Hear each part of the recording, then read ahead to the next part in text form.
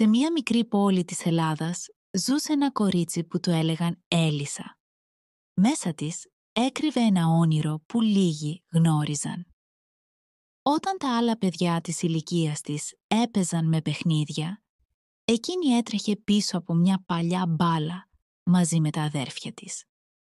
Από μικρή αγάπησε το ποδόσφαιρο. Στο δωμάτιό της δεν υπήρχαν κούκλες, υπήρχε μόνο μια φθαρμένη μπάλα και ένα ζευγάρι παλιά παπούτσια. Οι γονείς της ήταν φτωχοί, αλλά κάθε φορά που την έβλεπαν να παίζει, τα μάτια τους γέμιζαν με χαρά και ανησυχία.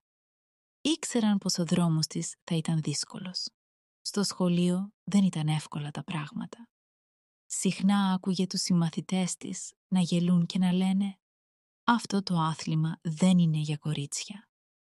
Η Έλισσα όμως δεν τους άφηνε να τη ρίξουν. Μέσα της ακουγόταν πάντα μια φωνή. «Θα τους αποδείξω ότι τα όνειρα ανήκουν σε όλους». Κάθε πρωί, πριν ακόμη βγει ο ήλιος, πήγαινε στο γήπεδο. Ο αέρας ήταν δροσερός, τα πουλιά κελαηδούσαν και εκείνη προπονούνταν με όλη της τη δύναμη. Έτρεχε, έδινε πάσες, έκανε κοντρόλ και όταν κουραζόταν, έλεγε στον εαυτό της «Αυτό δεν είναι κούραση, είναι το μονοπάτι μου». Τα χρόνια πέρασαν. Με τον ιδρώτα, την υπομονή και την αποφασιστικότητά της, κέρδισε τη θέση της. Και μια μέρα έφτασε η μεγάλη είδηση. Είχε επιλεγεί για μια μεγάλη ομάδα της Ελληνικής Λίγκας. Ο πρώτος της αγώνας ήταν σαν δοκιμασία. Το στάδιο ήταν γεμάτο κόσμο, φωνές, σημαίες. Η καρδιά της χτυπούσε δυνατά, αλλά στάθηκε όρθια. Ο αγώνας ξεκίνησε. Η αντίπαλη ομάδα ήταν ισχυρή και στο πρώτο ημίχρονο όλα έμοιαζαν χαμένα. Όμως η Έλισσα δεν λύγησε.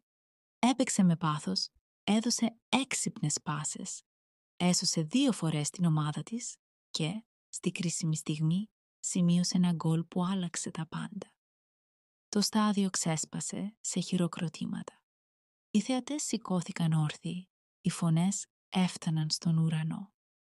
Η Έλισσα, που κάποτε την έλεγαν αδύναμη, είχε χαρίσει τη νίκη στην ομάδα της. Στο κέντρο του γηπέδου, με δάκρυα στα μάτια, ψιθύρισε στον εαυτό της. «Τα κατάφερα. Από σήμερα, κάθε κορίτσι θα ξέρει ότι τα όνειρα μπορούν να γίνουν αληθινά».